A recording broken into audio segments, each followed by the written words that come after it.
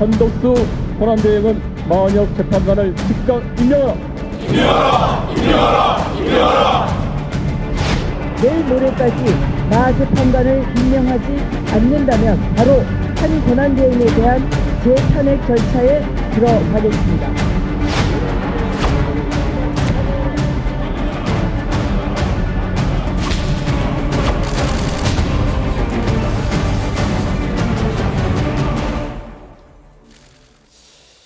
자, 민주당 초선 의원 모임이죠. 더민초. 어제 국회에서 긴급 기자회견을 열고요. 한덕수 대행이 내일까지 마은혁 후보자를 임명하지 않으면 재탄핵 절차에 돌입하겠다고 압박을 했습니다. 먼저 직접 들어보겠습니다. 한덕수 권한대행께 경고합니다.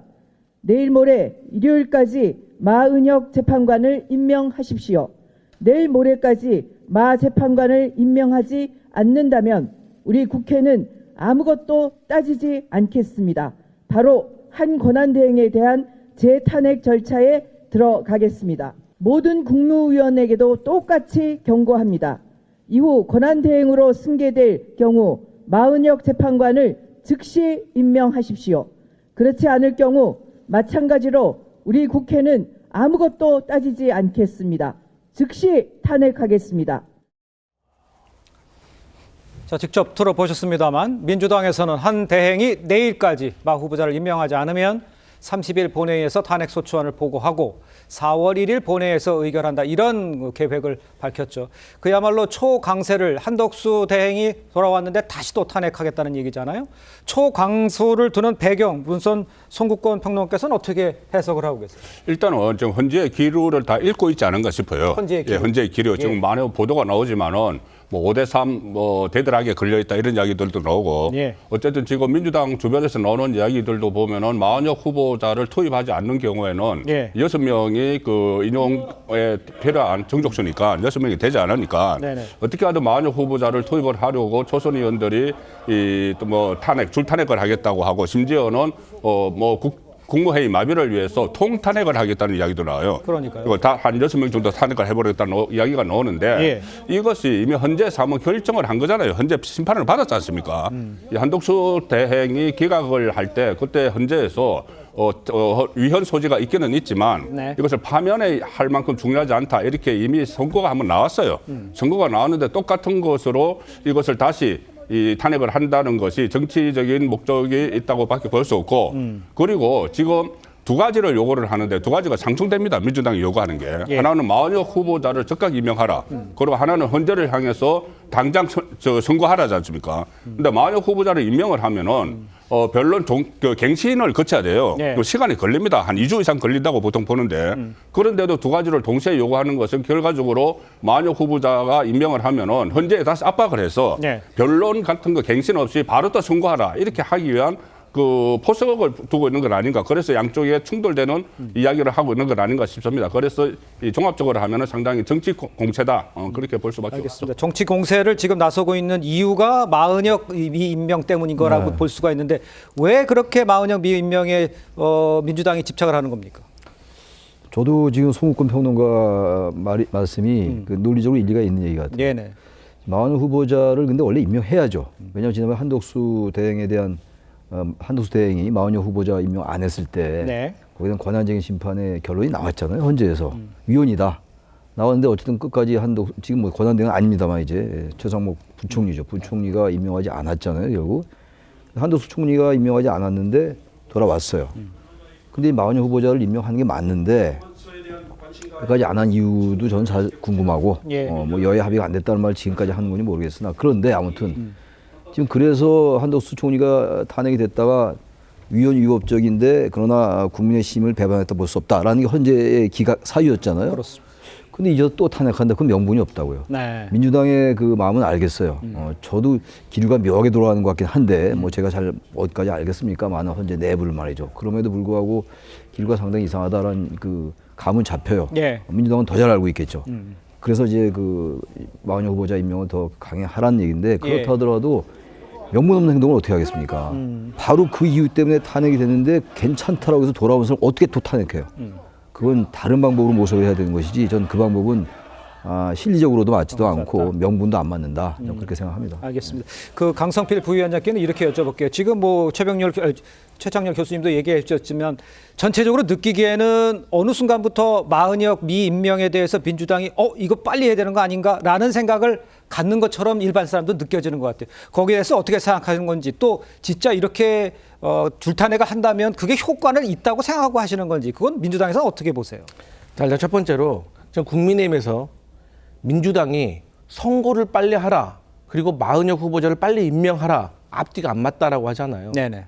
그 순서를 정리해 드리면 빨리 선거를 하든지 아니면 한독수 권한대행이 선거가 늦어지니까 그 사이라도 빨리 마은혁 후보자라도 임명을 하라는 거예요. 그러니까 다시 말씀드리면 우선순위는 선거를 빨리 하라는 겁니다. 예. 왜? 선거가 늦어지니까 평의 내용이 유출이 되면 헌법재판소의 신뢰가 떨어지고 그렇게 되면 어떤 결과가 나와도 국민들이 못 받아들이기 때문에 빨리 선거를 하라고 했던 것입니다. 예. 근데 지금 그 유출되고 있다는 평의의 내용도 사실 다 유언비어에 가까울 수가 있어요. 하지만 국민들은 어쨌든 흔들리잖아요. 예. 저 같은 사람도 불안한데 일반 국민들은 어떻겠습니까? 그렇기 때문에 빨리 선거를 하든지 아니면 마은혁 후보자라도 한독수 권한대행이 법에 따라서 임명을 해서 법을 지키라는 것입니다. 예. 그리고 헌법재판소에서 한독수 권한대행 탄핵 심판에서 네. 임명 안 했던 거 괜찮다라고 한 게 아닙니다. 위헌스럽고 위법하다고 말했어요. 다만 그때 당시에 한독수 권한대행의 입장에서는 시간이 촉박했을 수도 있다. 네. 그러니까 지금은 하라는 겁니다. 결론은. 그래서 지금 시간이 지났기 때문에 지금 탄핵을 하게 되면은 인용될 가능성이 매우 높습니다. 예. 그리고 실효성이 있느냐 없느냐 이게 고민인 거예요. 이게 지금 민주당의 중진들과 예. 초선 재선들과의 간극이 있는 거예요. 그러니까 중진들 같은 경우는 우리가 국민들을 안심시키고 우리가 올바른 방향으로 끌고 가야 된다. 국민 전체 중도층을 보고 가야 된다라는 입장인 것이고 예. 초재선들은 지금 정보가 막 이렇게 유출되고 있는데 이렇게 순진하게 딱 당할 수가 있다. 그래서 우리가 뭐라도 해야 되는 거 아니냐라고 압박을 하는 것입니다. 그러니까요. 압박을 하고 있는데 지금 말씀하시는 중에 뭐 유출 이런 거는 확인된 게 아니니까 헌재에서 그래서 뭐 유언비어라고. 유언비어가 네. 나오고 있는 상황이고 그 내용 중에서 뭐 민주당 내에서도 이게 진짜 5대3 뭐 이런 것들이 진짜 심성 있게 받아들여지고 있기 때문에 이러는 거예요. 그건 어떻게 보신 거예요? 그냥 유언비어라고 생각하면 그렇게 나올 필요도 없다라고 생각할 수도 있는데. 그러니까 저같이 유언비어라고 생각을 하면서도 불안하다니까요. 예. 그렇잖아요. 지금 우리가 몇 주째 요즘 대한민국에서 국민들 간의 인사법 아시죠? 네. 언제 나와? 다 언제 나오냐고 궁금해하는데 다들 이유를 모르잖아요. 그러면 뭔가 잘못되어 가고 있다, 순리대로 가고 있지 않다라고 유추할 수밖에 없는 게 합리적인 거잖아요. 예. 그러면 그게 인용이 6표가 안 될 수도 있다라는 결론에 도달할 수도 있는 것이고 그러면 왜 6표가 안 되는 것이냐? 그러면 저희 민주당과 야당이 보기에는 보수 성향의 재판관들이 눈 딱 감고 기각이나 각하하는 거 아니냐라고 불안해할 수 있는데 정치적인 거 다 떠나서 윤석열 대통령이 돌아오면 대한민국 어떻게 되겠어라는 불안함이 있는 겁니다. 알겠습니다. 아니 순리를 인용을 순리라고 전제를 하고 말씀을 하시면은 이게 헌법재판관들 사이에 저 의견 충돌이 있고 네네. 거기서 뭐 기각이랑 각각 쪽 의견도 나오고 하는데 무조건 순리하는 게 인용이고 인용이 대세에 순리하는 거고 그리고 그것이 국민의 뜻에 완전히 부응하는 것이다. 예. 단순히 인용만이 그걸 전제로 해서 이야기를 하면서 그 민주당 안의 뭐 중진 의원들과 초재선 의원들의 이 방향 설정에 문제가 있는 것도 네네. 전부 다 이거 인용을 가정을 해서 이야기를 하잖아요. 그렇게 헌재가 만약에 그렇다면 처음에 이야기했던 세법 8대 0으로 벌써 끝냈겠죠. 그러니까요. 그런데 그게 아니고 다른 의견들이 있고 예. 절차적 정당성도 중간에 제기가 됐고 윤석열 대통령 구속 취소가 되면서 또 법원의 판단도 있었고 여러 가지 변수가 생겼기 때문에 예. 이게 처음과 다르게 가는 것이지. 그러니까 한쪽만 가지고 무조건 이게 인용은 순리다 이렇게 전제를 해서 이야기하면은 또 한쪽하고는 저는 맞지 않습니다. 알겠습니다. 우리 허준석 대변인께 이렇게 여쭤볼게요. 지금 얘기한 것대로 선거를 빨리 해달라. 여기에 대해서는 국민의힘도 같은 의견이라고 저는 알고 있는데 그게 맞는지를 좀 확인해 주시고 지금 말씀하신 것처럼 다시 또 재탄핵하는 것에 대해서는 판을 추진하는 것에 대해서 빨리 하는 건 다 공통적인 의견이잖아요. 근데 그건 어떻게 생각하시는지 말씀해 주세요. 그러니까 저는 현재 결론이 아직 안 내려졌다라고 생각하지 않습니다. 제가 보기에는 내려졌어요. 그러니까 5대 3인 것으로 보입니다. 사실 많은 국민들이 이미 그렇게 추론을 하고 계십니다. 그렇죠.